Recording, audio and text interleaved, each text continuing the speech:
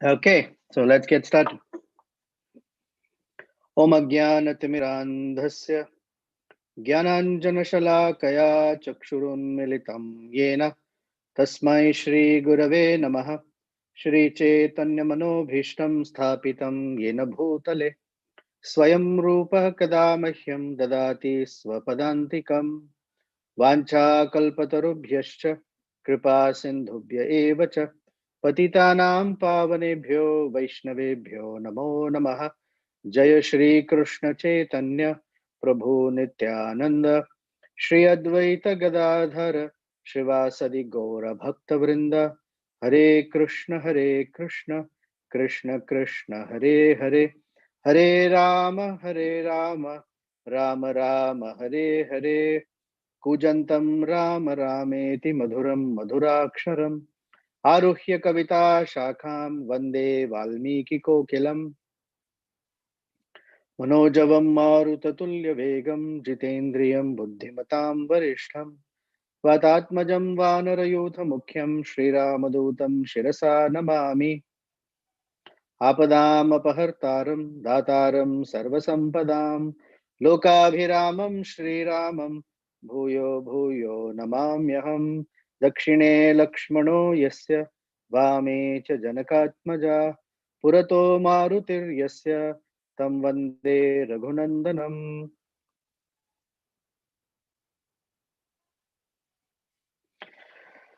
So, welcome back for the last but one session of Ayodhya Kanda. First of all, I'd like to wish all of us a very happy new year. Technically, our new year is Gaura Purnima, but since we're also following the Roman calendar, we I guess observe the new year. Uh, is my picture crooked? Because my computer seems crooked, No, Prabhu, you're or very or, straight. or is just me who's crooked? I Possibly that guess so. way. Today is also the disappearance day of Srila Bhakti Siddhanta Saraswati Thakur, who was a lion as an acharya, is called Simha Guru. And we will find that we'll speak about another acharya from another tradition today as well. And he also has a title of lion. And it's a common occurrence that great personalities are compared to lions because lions are the rulers of the forest, or the ruler of a forest. And so when you say lion among men or lion among poets, then it's a particular title that they are very, very accomplished. Um, so we seek Srila Bhakti Siddhanta Saraswati Thakur's blessings and continue with chapter 111 of Ayodhya Kanda. So, since we haven't met in a while, to bring us back to where we had left off, the last time we met a couple of weeks ago, Sri Ramachandra had just, I guess, chastised or corrected Jabali for having spoken atheistic philosophy to convince Ramachandra to not go to the forest further. And then Jabali said, actually, I'm not an atheist. I don't believe in atheism. I'm very much rooted in dharma, and I'm a devotee of Lord Vishnu. But I used philosophy as a means to convince you to not go. It's out of my love for you. And Vashishta also intervened and said, I can vouch for Jabali. He's not an atheist. He's a very, very accomplished sage that out of his love for you, tried to convince you this way or that way to not go to the forest. Then in chapter 111, Vasishta narrates the entire lineage of Sri Ramachandra. And I'm going to skip that for now because I want to go to recounting the story of the great Acharya. So it's there in Bhagavatam, it's there in Ramayana. And he recounts the entire lineage, starting from Lord Brahma, his first son born from his mind, then Vivaswan, from Vivaswan, Ikshwaku, from Ikshwaku, down all the way to Dasharath Maharaj and to Sri Ramachandra. And the whole idea is to awaken within Ramachandra not only an appreciation for what kind of lineage he has to continue protecting, but also the need of the hour. And the need of the hour was for him to be the king, because such an amazing succession of kings and Ramachandra not taking on the helm would not look good. So it's all to implore him. Wow, can you imagine what a succession you have appeared in, and you need to take on this position as the king. Then that's pretty much chapter 111. It's short, but recounting that entire lineage. Then in chapter 112, Vasishtha continues. And he says that for every human being, there are three preceptors that are very prominent, three categories of preceptors. First is father, mother, and one's guru. And he says the father gives life to a person. The mother gives the body. When he says gives life, it means the soul is transferred from the father. The mother gives the body. Without a body, then the soul cannot manifest its actions and its purposes in the world. So mother gives the body. And the third is guru. He gives liberation from that body. So Vasishtha says technically, the guru is the most prominent or the highest in that order. And so I have been the guru of your father, and also you as who you are. I am the guru for both of you. And so I would like you to follow my advice. And my advice is please do not go to the forest. And as Ramachandra, I know you are always concerned about violating the path of dharma. And so in 4 verses, he uses the phrase na ativartate satam gatim. So satam gatim means the path to be followed by saintly persons. And vartate means to follow or to walk on or tread on.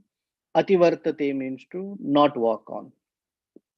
So it says na ativartate satam gatim, that you will not be violating the path that a saintly person should tread on. Because for Ramachandra, that always is the highest consideration. Am I violating a dharmic principle? So he says, I'm giving you instruction, and you following my instruction is not going to violate uh, saintly path or saintly conduct. Then he says, in following your mother's request, who herself is a very saintly woman, you will not be violating any dharma. Na ativartate satam gatim. And then he turns to all the citizens that are waiting there, that have come with Bharata. And he says, look, they are all begging for you to come back. So by following the request of your citizens who are asking you to be their king, and you accepting their request, you're not going to violate any rule of dharma. Na ativartate satam gatim. And then again, he shows Bharata, who's sitting there with folded hands, crying and begging. And he says, by accepting Bharata's plea also, na ativartate satam gatim. So Sri Ramachandra, who was listening to all this, smiled and answered to Vasishta. He says, Yan matara, I'm sorry, Yan mata pitaro vrittam tanaye kurutah sada. So mata pitaro means mother and father. Vrittam means that their occupation, that's all they're engaged in. Tanaye kurutah sada. Tanaye means for their child. One who's born from the body is called Tanu or Tanaye, children. Kurutah sada. They are constantly or always engaged in taking care of their child or children. And how do they take care? Na supratikaram tata tu matra pitra chayat kritam. For the kind of affection and attention and service they render to their child, a child cannot return that favor. Na supratikaram tad yat krutam. One cannot return that favor. One has to work very, very hard to return the favor of one's parents. And so he says, Yatha Shakti Pradhanena. They nourish the body of their child. Snapanach, by uh, bathing him. Snapana chadanena, by putting him to sleep or her to sleep, by massaging the body with oils, taking care of their food requirements, their nourishment. He says, Nitya cha priyavadena, and always showering them with words of affection. Tatha samvardhanena cha, and worrying about or focused on their becoming better in life, their betterment. Samvardhanena. Vardhana means to increase. So when you say Go Vardhana, or one of our devotee friends is Ananda Vardhana. Vardhana means to grow. Tatha Samvardhanena. They're absorbed in the overall development of their child. So such parents' efforts and actions of love cannot be repaid. And then, yet, there is something that I cannot violate. And that very Father whose grace that I have come into this world, he has asked of me something. So therefore, for me, that word stands higher than anything else. And Vasishta Muni did not argue beyond this. Now, some of us may have concerns that, oh, did he violate the instruction of his guru? And so the answer is, from an external perspective, it may seem so, but internally, Vasishta knew what was going on. Vasishta knew that any human being cannot violate the sankalpa of the Supreme Lord. That's why he is called Satya Sankalpa. When Chaitanya Mahaprabhu wanted to take sannyas, Advaita Acharya, who was considered to be like a guru, begged him not to take sannyas. Mother Sachi begged him not to take sannyas. All of his friends, all of his superiors, all begged him, don't do it. But his sankalpa was very strong because there is a higher purpose behind it. And here too, Vasishtha, although trying to exert that seniority card with Ramachandra, that because I'm saying don't go, the affection for being in the association of Ramachandra is so intense that they tried, however they can, to put their affection and love for him on a higher position than his purpose. So we generally hear, may his purpose be accomplished. And that is his purpose. He has to go to the forest. He wants to go. So then, after Vasishtha Muni also was not successful in um, discouraging Ramachandra from going to the forest, Bharata chimes in and says, Sri Ramachandra, I'm begging you again, don't go. Look around. All of these residents here, they are waiting for you to be their king, not me. And I'm promising you that I am not fit to be on the throne. I don't have the qualification. I don't have the interest. I don't have the skill. I don't have the expertise. And it is far above my pay scale to be the king of Ayodhya. Actually, this throne belongs to only one person, and you are that person. Only you are fit for it. And Sri Ramachandra smiles and tells Bharata, I appreciate the words you are speaking, but I am not going to be the king. Actually, you are going to be the king, and you will do a very good job because you have great ministers here. And these ministers, along with Vasishtha Muni, will guide you. So Bharata is not interested in listening. So he begs all the public who's standing around him, saying, can you please convince Ramachandra not to go? And interestingly, the public say, Ramachandra wants to fulfill the order of his father, which is the dharmic and the right thing to do. So we are unable to convince him. So in a desperate measure, Bharata turns to Sumantra and tells Sumantra, bring kusha grass and lay it on the ground. I will lie down on this ground, fasting from food and water until Ramachandra is convinced. This is how a Brahmana repays his debt when he's unable to pay his debt back. He takes on this position to convince his debtor to forgive his debt. So bring Kushagras.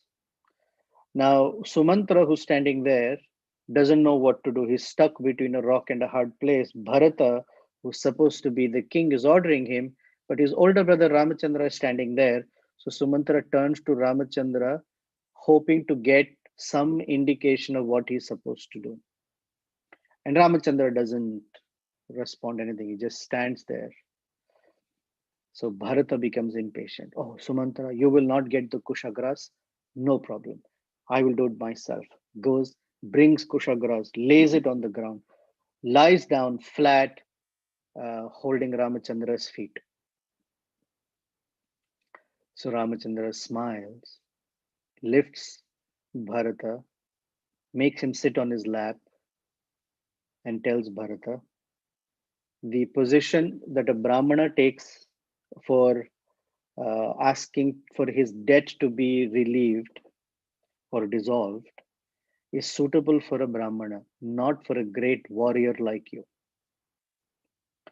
So give up this and take on the throne.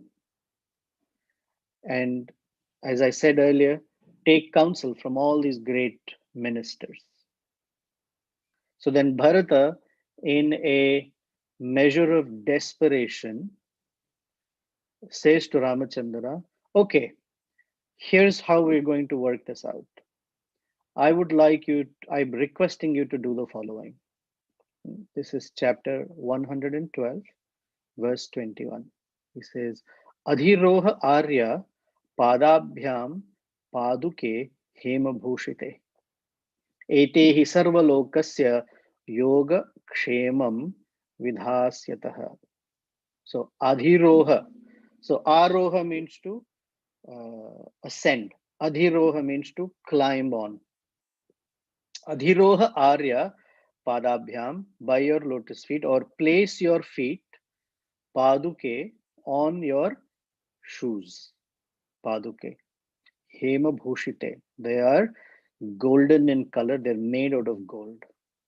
Etehi sarvalokasya, these two shoes, or this pair of shoes, sarvalokasya, for the entire creation, for the entire world, yoga kshemam vidhasyataha.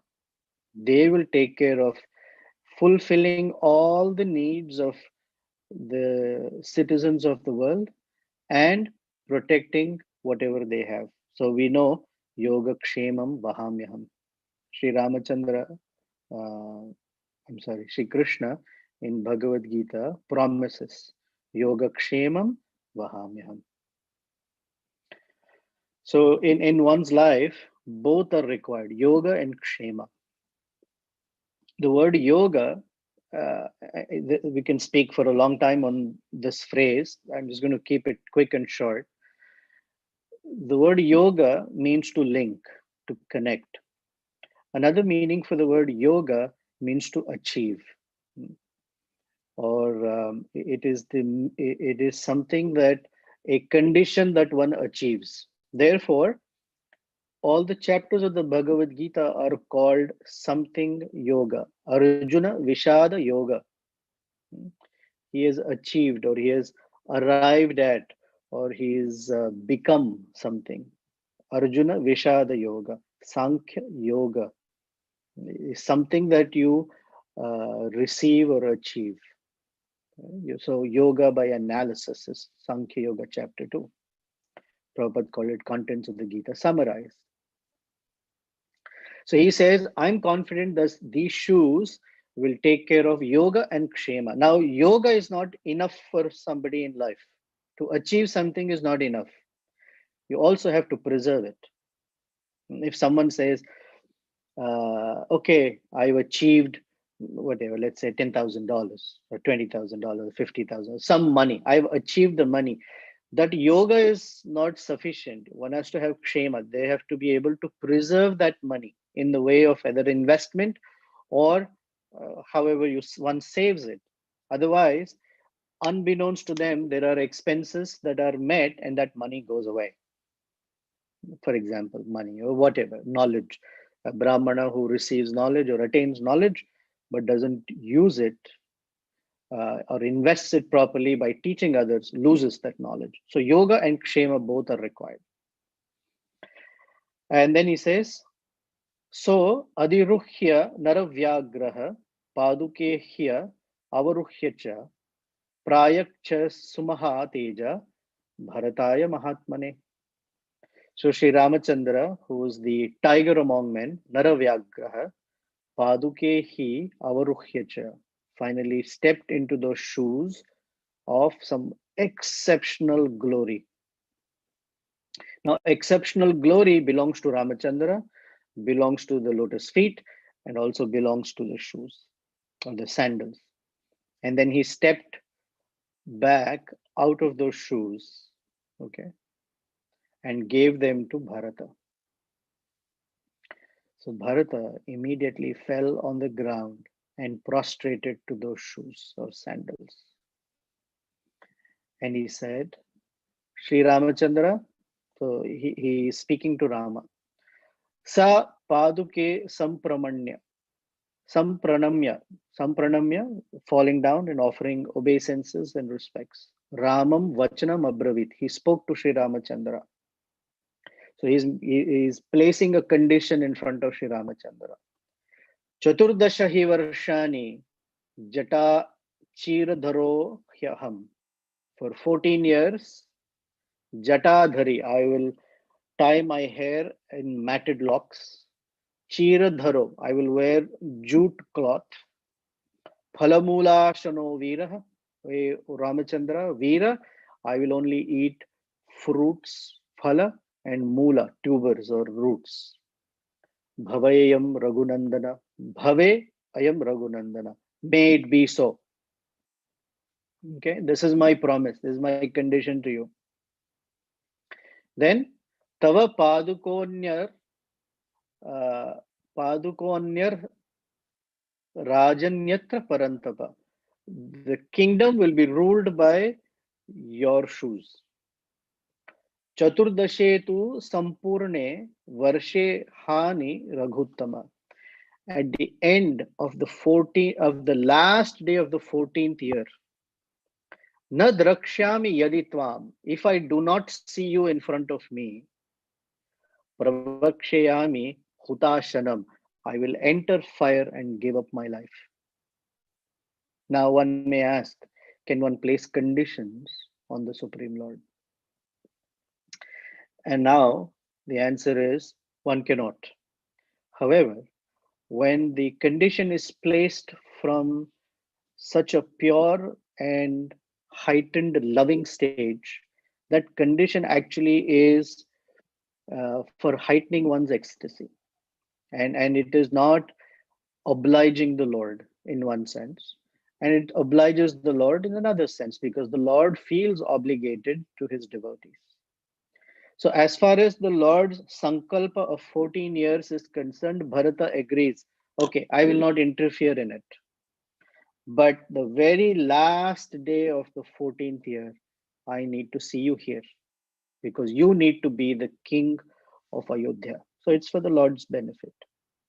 And until then, your shoes will be ruling. तथेति च प्रतिज्ञा तम परिषज्य सादरम शत्रुघ्न च परिष्वज भरतम चेदम अब्रवीत. So Ramachandra said, Tatha iti. Okay, so be it. Okay, and he embraced Bharata. He also embraced Shatrughna and spoke to Bharata. He said, "Oh Bharata, please protect your mother Kaikeyi. Do not become angry with her." So Shuchi, I hope this satisfies you. He says, Bharata, don't be angry with your mother. I want you to take a vow upon me and Sita that you will not treat Kaikeyi badly anymore. And Sri Ramachandra's eyes were filled with tears, and he bade farewell to his brothers, mothers, guru, ministers, everyone. And Bharata, he says, Valmiki says, Sa Paduke te Bharataha Pratapavan, the great valiant Bharata Pratapa, Swalankrute Samparigruhya Dharmavit. Samparigruhya held those shoes very, very tightly with great regard. So Alankrute means Alankrute is decorated. The shoes were decorated with uh, jewels studded in gold. Pradakshinam Chaiva Chakara Raghavam. So he circumambulated Sri Ramachandra. Chakara Chaiva Uttama Nagamurdhani. And then he circumambulated Ramachandra, he circumambulated the shoes, offered obeisances, placed them on his head, and then placed them on the head of the royal male elephant. That means that elephant actually carries the king. Uttama Naga Murdhani, the best of elephants, the royal excellent elephant. That is the respect he gave Sri Ramachandra's Padukas. And with that, chapter 112 ends. And then it continues on few more chapters, which we will do next week. But I want to digress and speak about Padukas, the sandals of the Lord, especially the in our okay. I need to pause for a minute because my spiritual master is calling. It's the second time he's calling, and I don't know what it is about. So please hold on.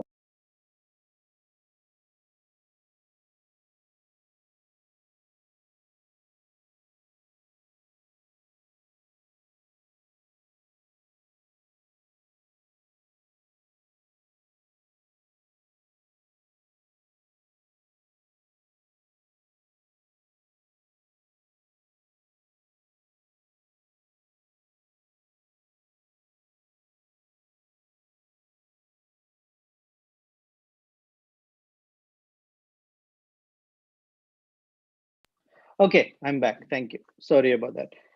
Um, I was talking about Padukas, and the Padukas are given a very very special place. Uh, in fact, every one of us who goes to the temple after a particular arati is done, the pujari will bring and place the shoes of the Lord on our head. And the word that item that they place on the head is called shatari. The word shatari means shata ari. The shoes of the Lord represent the enemy of wickedness. Shata means wickedness. And Ari is the enemy of or the killer of, like Krishna is called Murari. Similarly, Shatari means that which kills the wickedness in one's heart. And the shoes have that power because the shoes carry the dust from the lotus feet of the Lord. And so we find that on the altar, we'll find the shoes of the Lord, the shoes of the acharyas, and wherever the acharya goes, the shoes they are revered, they're worshipped, especially of the Lord. So in the Sri Vaishnava tradition, there is a great acharya by the name Vedanta Deshika who has written many, many, many stotras. So I'd like to take a few minutes to give a summary of Vedanta Deshika's life. Of course, I don't have the knowledge or the qualification for full details, but somebody who's very, very eloquent, like Rupa Goswami and Jiva Goswami, in terms of his compositions and his very complex shloka construction. Like Rupa Goswami wrote verses that are called Chitra Kavitva. You have to draw a picture to uh, decipher the shloka. And there are different pictures, like a lotus, like a mridanga, like a wave, like a radial something. So there are many such verses. Rupa Goswami constructed a verse with only uh, two syllables. Like that, Vedanta Deshika also composed many such slokas with just one syllable, two syllables only. For example, the shoes are called paduka, or the feet are called pada. So there is an entire verse with only pa and the, and unless we know the Sanskrit of where to break the words, we won't know the meaning. The entire sentence or a verse was constructed with only pa and the. Even Rupa Goswami has done so like that. Uh, so why Vedanta Deshika is because he spontaneously, without any preparation, composed a work called Paduka Sahasram. There is 1,008 verses describing the glories and eulogizing the shoes of Lord Ranganath or Lord Ramachandra. I sent on our WhatsApp group that entire Paduka Sahasram, if you ever like to look at it. Uh,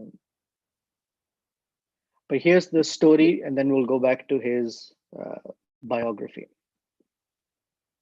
Vedanta Deshika was met by another scholar who they were talking and debating late into the night. So on one such occasion, it was about 1 a.m. or 2 a.m. in the night, and they were discussing. And so this scholar challenged Vedanta Desika. So let's see if we can come up with something spontaneously, uh, in a way that is grammatically, poetically, philosophically, or siddhanta wise, without errors or and then let's see who can come up with this. So they took up the challenge. At 2 a.m., they began writing. So the other scholar who had challenged Vedanta Deshika was very ardently writing something. And Vedanta Desika was also writing something. So at about 5 a.m., it was done, and the scholar said to Vedanta Desika, I have been able to compose 300 verses uh, describing the glories of Lord Ranganath's feet, because they were in Sri Rangam at that time. And Vedanta Desika said, I don't find myself qualified to speak about the lotus feet of the Lord. They are they're at a very high position. So I have composed 1008 verses describing the glory of the shoes of the Lord, because that is more reachable for me. Of course, behind that, there are four other layers of meanings. We won't get into that today. So he wrote about the shoes of the Lord.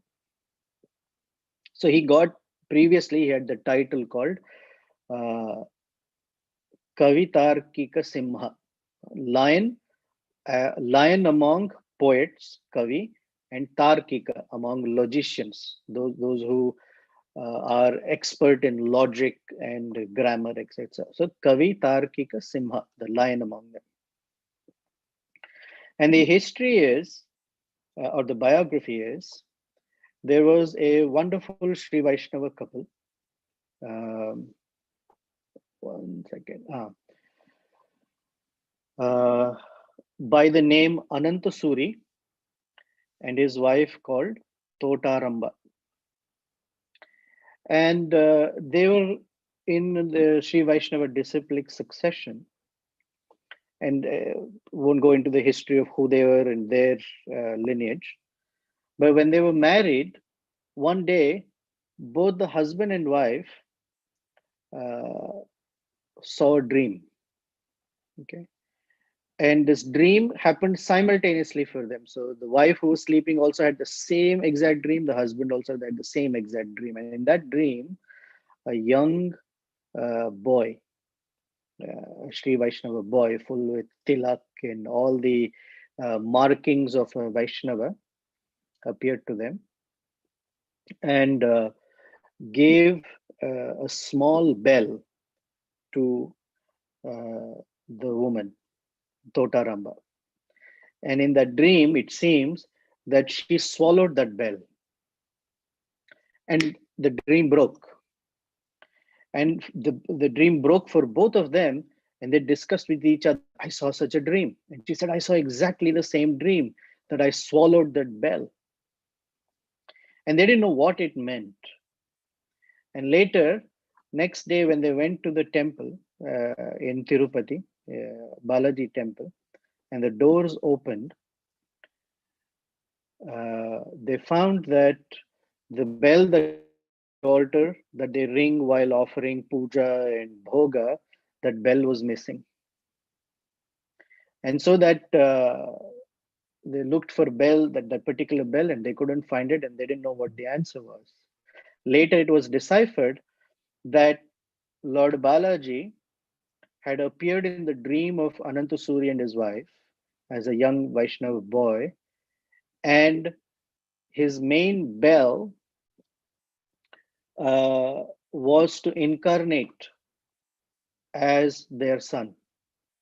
So Vedanta Deshika, who was born 12 years after that dream, is considered an incarnation of the bell of Lord Balaji. Because he's the bell, it rings nice and loud. His verses are all like that. Very intense in their Sanskrit, very complex, and it would take a genius mind to understand what is written. So, of course, I don't have that. I've copied and pasted that verse section for all of us. And he was born on the same day, in the same nakshatra and muhurta that Lord Balaji had appeared. So he's very specially empowered by Lord Venkateshwara. So naturally, they named him Venkatanatha. And as he grew, I'm not going through the biography, he got this title, just as our Acharya, who was born as Bimala Prasad, got the title Srila Bhakti Siddhanta Saraswati. These were all titles given because of his accomplishments at a young age. This boy, Venkatanatha, got the title Vedanta Deshika. We know the word Vedanta. Deshika means the teacher of the teachers, the best of the teachers. That became his title. He was born 750 some years ago in 1268 and lived for 101 years till 1369. And his accomplishments are fantastic. He wrote poetry, he wrote dramas, he wrote treatises on philosophy. In fact, he's considered to be a reviver of the Sri Sampradaya teachings of Ramanujacharya. And so, what I thought we'll do is, in his honor, look at a couple of verses from Paduka Sahasram, if you don't mind, because they are connected to what we are talking about here of Bharata carrying the Padukas.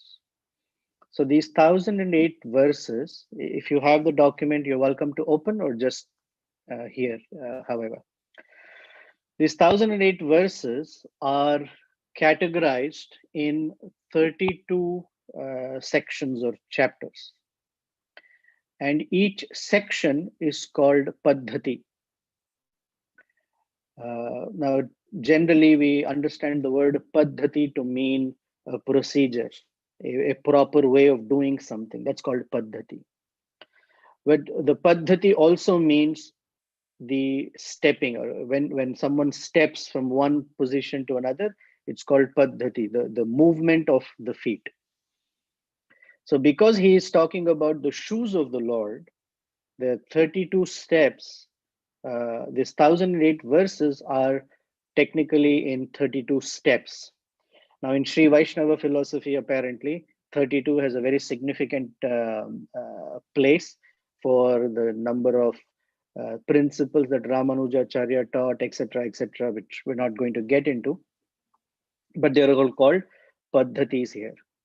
And the very first section is called Prastava Paddhati. And it's called Prathama. Prathama means first one.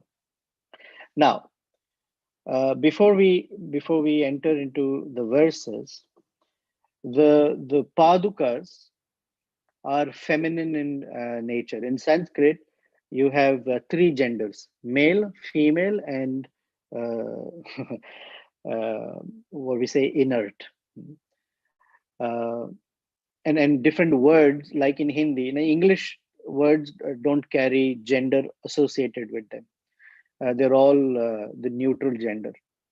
But in Hindi or in most languages, the certain items or every item has a certain gender associated with it.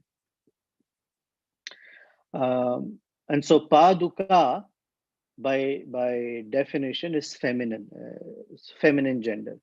So the Sri Vaishnava Acharyas who comment on the Ramayana say, in fact, Vedanta Deshika also says, that is where it comes from, that the shoes are another consort of the Lord, of Lord Ramachandra. So although we know that he had one consort, Sita Devi, but before her, Paduka Devi was always there. So she is considered the first consort.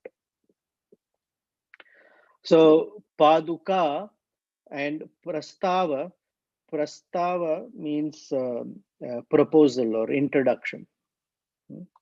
It's the first step that Lord Ranganath or Sri Ramachandra or Krishna, I mean, they're all the same personality. So his shoes. Now, interestingly, these 1008 verses are created in such a way, very similar to the Ramayana. They begin with a particular word and end with the same word. So the first word of the first verse is Santaha, the great saintly persons. And the last word of the 1008th verse is also Santaha. So there's a particular style of poetry where the first and the last. So Ramayana also begins with Tat and ends with Tat. So the first verse, he says, Santaha Sriranga Prithvisha Charanan Charanatrana Shekharaha. So Jayanti Bhuvanatrana Padapankajare Namaha. The great saintly person, Santaha, who carry these shoes on their head like a crown, Shekharaha. And what are they carrying on their head? Sri Ranga Prithvish Charana Trana. So Sri Ranga is the place called Sri Ranga, or the Lord Sri Ranga. Sri Ranga Prithvisha. Prithvi means the land. Isha means the Lord of that land. So instead of saying Ranganatha, he says Sri Ranga Prithvi Isha. Very just poetically, very beautifully said. Sri Ranga Prithvi Isha Charana Trana. Charana is lotus feet. Trana means protector. So that which protects the feet of the Lord of the land called Sri Ranga are the shoes. And the great saintly persons who carry these shoes as crown on their head, Jayanti Bhuvanatrana. They are able to conquer the entire universe. Bhuvana, Trana, they're able to conquer, or they feel protected in the anywhere in the universe, or they protect or they relieve the entire universe by the potency of Pada Pankaja Renavaha.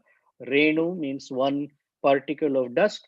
Renava is multiple particles of dust from that shoes that are on the head of the devotees, makes that devotee conquer the entire world, or protected across, and protects everyone in that world. Uh, Rupa Goswami also tells us in Nectar of Instruction how to become the spiritual master of the entire world. Right? Vacho Vegam, Manasa Krodha Vegam, Jihva Udara Upastha Vegam, Etan Vegan Yo Vishaheta Dhiraha, Sarvam Apimam Prithvim Sa Shishyat. They can make the entire world their disciple. So, similar spirit. Then the next verse he says, there are more meanings, but not today. I just want to cover a few verses. He says, Bharataya Param Namostu Tasmai. I offer my uh, deepest regards and respects and obeisances to Bharata. Why Bharata?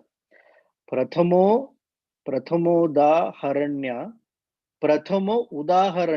Bhakti Bhajam. He is the first example among all the devotees of the Supreme Lord. He is the very first one. He is the founder, if you will, the founder of honoring the shoes of the Lord. Prathama Udahara. Udahara is example, or the first example of uh, Udaharanaya Bhakti Bhajam, of those who are followers of Bhakti Bhajam, the devotees.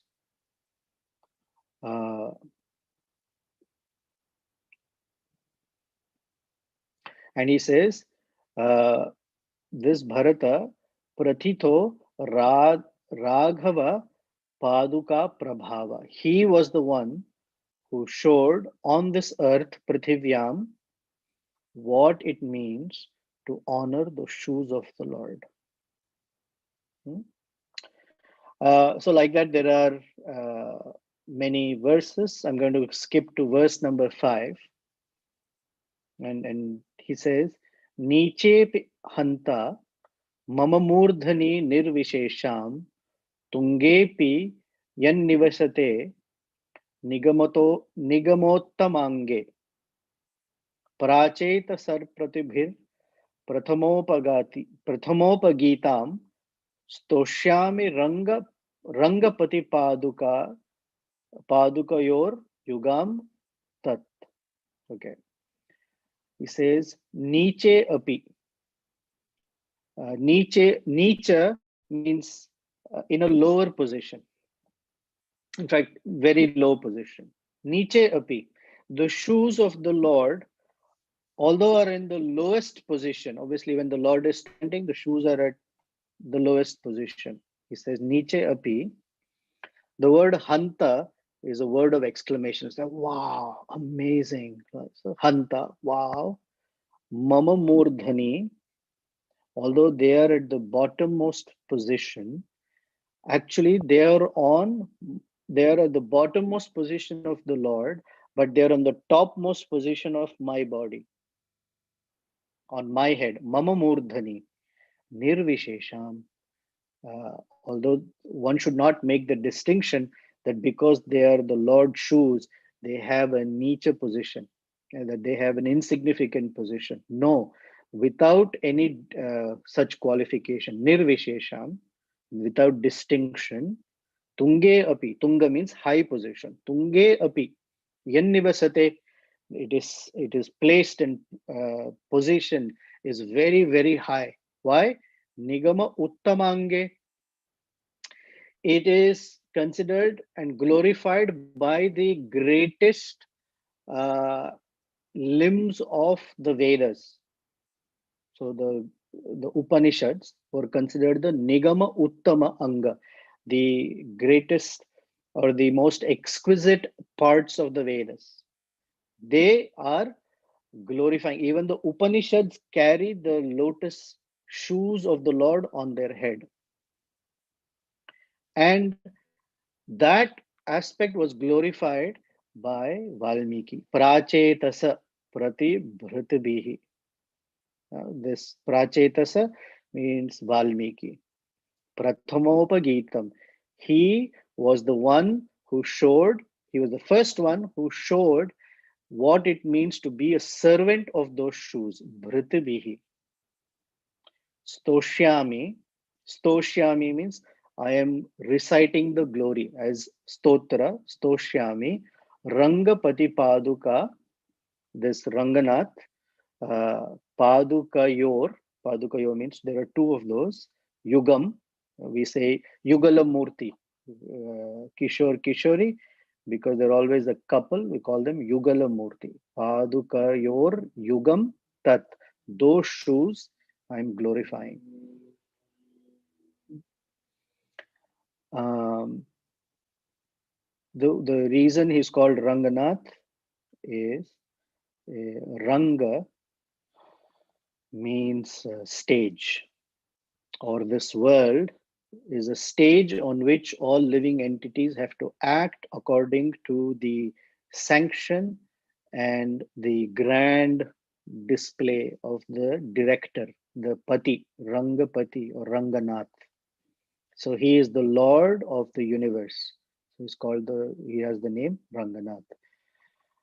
Okay, so we'll pause there. If you would like to read more and appreciate and enjoy the greatness of the shoes of the Lord, you have the Paduka Sahasram there. Are there any questions or comments or any discussion?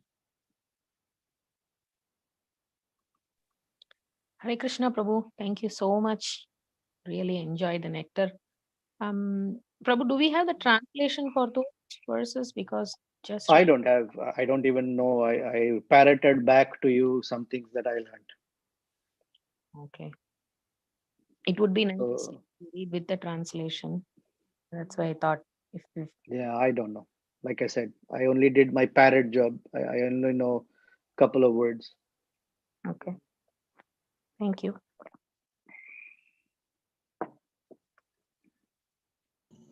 Hare Krishna, Prabhu. Hare Krishna. Prabhu, you're talking about the lotus padukas, the shoes of Lord Rama. Does the lotus shoes of spiritual masters and Vaishnavas have the same effect?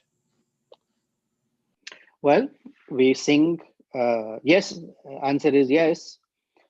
Shri Guru Charana Padma Kevala Bhakti Sadma. Narottam Das Thakur has told us. Srila Bhaktivinoda Thakur has told us. Shuddha Bhakta Charana Renu Bhajana Anukula. Does it equally apply to the devotees and Vaishnavas also? I mean, it says, Bhaktivinoda Thakur says Shuddha Bhakta.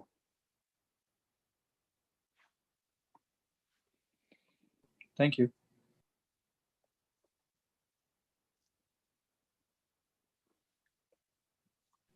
Thank you. You're welcome.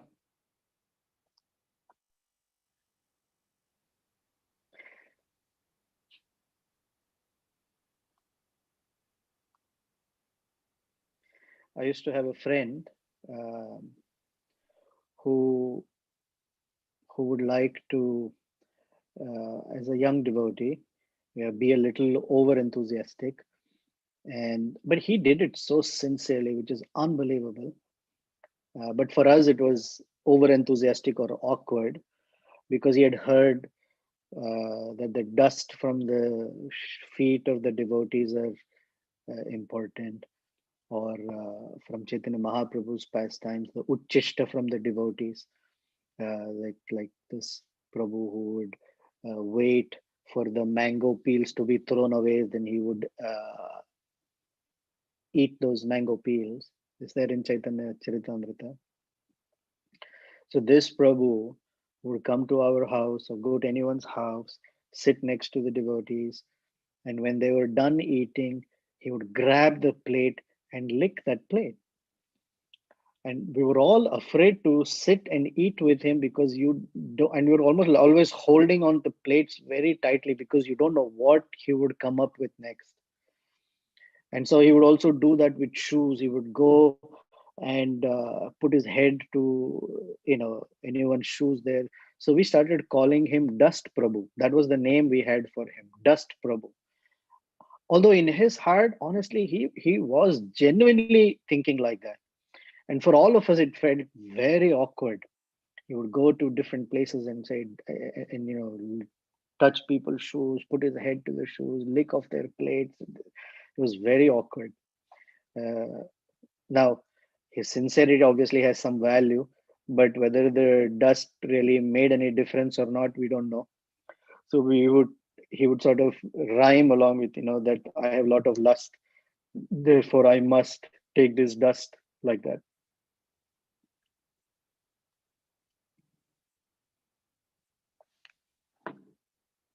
Okay, anything else? Hare Krishna Prabhu, you were mentioning about Lord Ramachandra being convinced by different people to go back to Ayodhya, and he was fixed in his determination to not go. I was thinking, there was a goal that he had for which he appeared in this world, and he had the big picture, so he was fixed on his goal. When I am in a crossroad where I have to choose either this or that, then how do I get that clarity of uh, being fixed in what the goal is? Obviously, the small day-to-day crossroad decisions may not be important, but if they are life-altering, if they change, or that decision might change the course of your life or anyone's life, then we need to consult our authorities, our spiritual master and the sangha of devotees, to know whether what the consequence of a certain decision will be. Will it alter the direction of my life? Because I have an ultimate goal. My ultimate goal is to awaken pure devotional service in my heart, and certain decisions can cause a hindrance, and certain decisions might facilitate. So Rupa Goswami has given us, right, things that nourish bhakti and things that hurt the development of the bhakti creeper. And when those principles may not be specifically clear, then we consult. There are instances in the Ramayana, in Uttarakanda, when, and I'll say it quickly, Ramachandra is with Bharata and Lakshmana and ministers, and he says, I feel like conducting the Rajasuya Yagya. And Bharata, who's younger and not in a position to instruct, with folded hands, begs Ramachandra that the consequence of a Rajasuya Yagya is not only time consuming, but takes a lot of money and all of that, which is okay. But a lot of living entities will get harmed along the way because that's what the yajna requires. So please consider again. And Ramachandra smiles and said, although you're younger, you have spoken very wisely. I will not conduct the Rajasuya Yajna. And then they go into doing the Ashwamedha Yajna instead. Um, so consulting is important.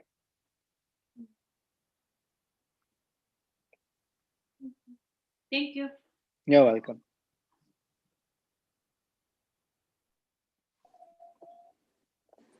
Hare Krishna, Anything else? Prabhu. Hare Krishna. Hare Krishna, Prabhu. Please accept my humble obeisances. All Oh. Shishla Prabhupada. Wow, I'm so honored. Parameshwari Mataji. Sorry, Prabhu. This is the first time I'm attending. I really wanted to hear. Yeah, I'm also very amazed. But yeah, how can I serve you? Prabhu, I was thinking, when you were saying that Lord Ramachandra's Padukas are considered as the first wife consort of the Lord. But where I heard so many times that the Lord's whatever he wears, his clothing and the lotus feet, the padukas and all, it is the expansion of Balram. Balaram. Yeah. So how can I understand this?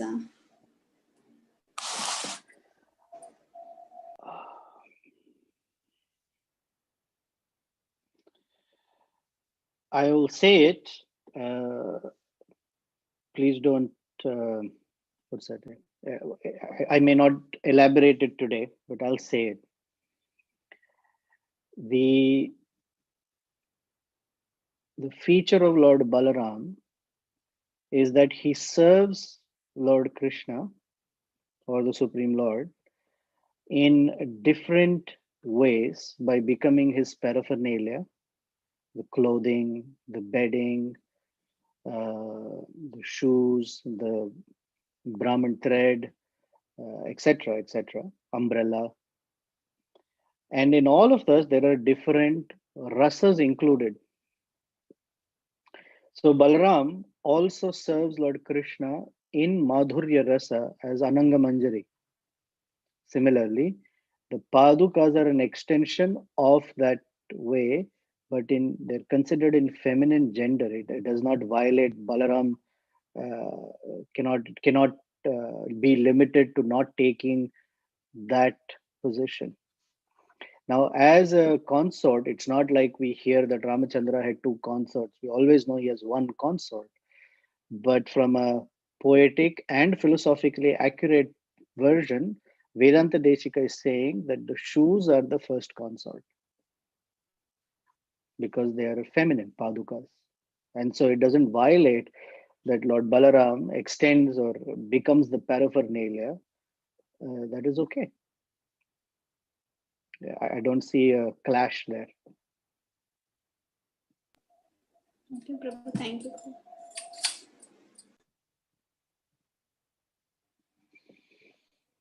If I had time, let me see if I can. One more verse is there, but I can't remember where that is. But if there are no other questions, that's fine. I'll tell you a story. It's there in this.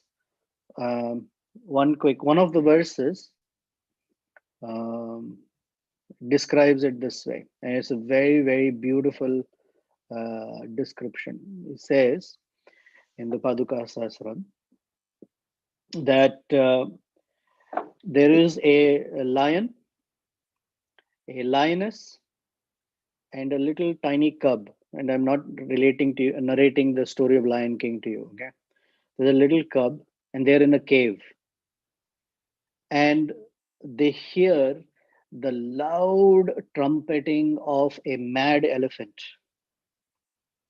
And so the lion, the lioness, and the cub walk out of the cave to see what is this noise all about and where is this dangerous elephant. And when they hear the trumpeting of that elephant, then the lion turns to the lioness and asks her to take the cub back into the cave. And the lion then goes on forward to find and attack that elephant. Uh, so that's the picture Vedanta Desika gives. And the explanation is that the elephant is Ravana. The lion is Ramachandra. Any guess who is the lioness and the cub?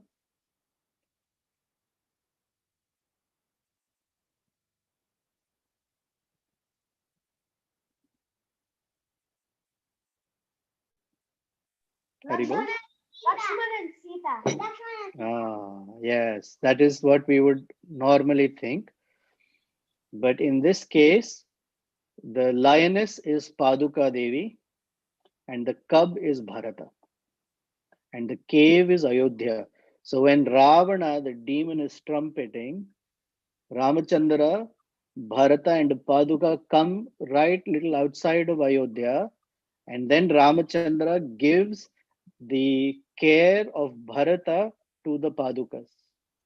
So generally, we may say that Bharata took care of the shoes, but the right understanding is that the shoes took care of Bharata for 14 years and nurtured him like their son in the absence of Lord Ramachandra. So that is another glorification of Paduka, that she is the lioness who took care of the little cub Bharata as Lord Ramachandra went out to fight Ravana.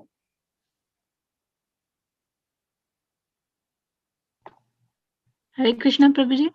Okay, let's be the final one. Okay. Yes, Hare Uh, Krishna. Hare Krishna. The Padukas, did Bharata keep them in the Ayodhya kingdom and he ruled from Nandagram, or he kept it with him? Nandigram is at the edge of Ayodhya, and the golden Simhasana, the throne of Ayodhya, was brought to Nandigram. The shoes were kept on that throne.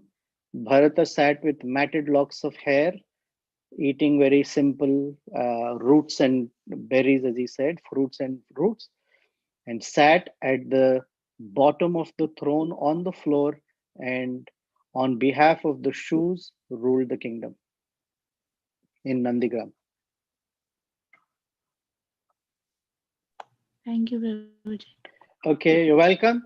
Until we meet again. So next Saturday, we're not going to meet, but we'll meet after that. So today's the 2nd, 9, and then 16. So we'll meet on the 16th of January. Okay. Thank you. Hare Krishna. May the wonderful shoes of the Lord that Bharata carried on his head, as we meditate on those shoes and what they can do, the dust from the wonderful feet of the Lord and the shoes that carry that dust, may that relieve us of the distresses in our heart, the wickedness, the semblances of wickedness of being a conditioned soul. May that be relieved. May our bodily, mental distresses be relieved, and may our soul awaken to the wonderful, loving service of the servants of the Supreme Lord. Thank you. Hare Krishna. Srila